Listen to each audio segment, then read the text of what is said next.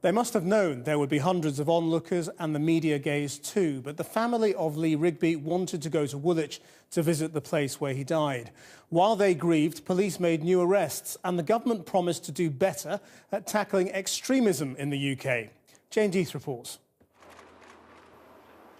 Lee Rigby's mother, Lynn, had no privacy as she grieved for her son. But everyone watching was silent and was sorry. The family, Lee's wife, Rebecca, simply held on to each other. What words are there? How hard it must be to come to the place where Lee Rigby was killed. But maybe some comfort too from the hundreds of flowers and tributes which show just how shocked and saddened everybody is by his murder. The family stayed outside the barracks for some time, reading the messages, the poems, the thanks to a soldier who served the country. Lee Rigby was also being remembered at a service at St Peter's in Woolwich. Those arrested on suspicion of his murder, Michael Adebowale and Michael Adebolajo, are still in hospital. Today, the government vowed to do better at fighting extremism after criticism of the effectiveness of the existing strategy called Prevent. The Prime Minister will head a new task force of ministers and security chiefs to tackle radical preachers looking to recruit in places like colleges and mosques.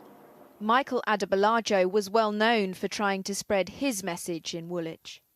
You walk down the high street and he'd have a table set up with leaflets. He'd be preaching like anti-government quotes.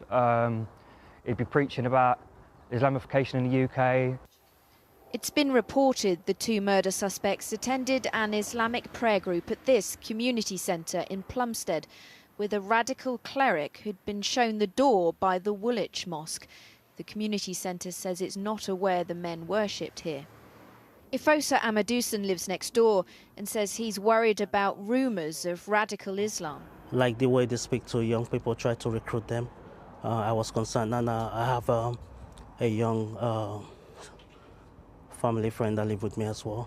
He just converted to being a Muslim, so I was really concerned. There are 500 officers working on Lee Rigby's murder. Yesterday evening, they arrested 3 men in their 20s in South London on suspicion of conspiracy to commit murder. And this afternoon, another arrest, this time in Highbury in North London, a 22-year-old man. Meanwhile, the Home Secretary is talking about a bill allowing the state to monitor all our internet use. It had met with severe opposition before this week's events. Access to communications data is essential for the law enforcement agencies and the intelligence agencies. There is a reducing capability in relation to access to communications data, and as far as I'm concerned, I think this is a very important thing that we need to ensure that we're giving our law enforcement agencies and intelligence agencies access to the tools that they need to fight crime, paedophiles and terrorists. The Liberal Democrats have previously been opposed to a bill dubbed as Snooper's Charter. The debate over how to balance our freedoms and our security has only just begun.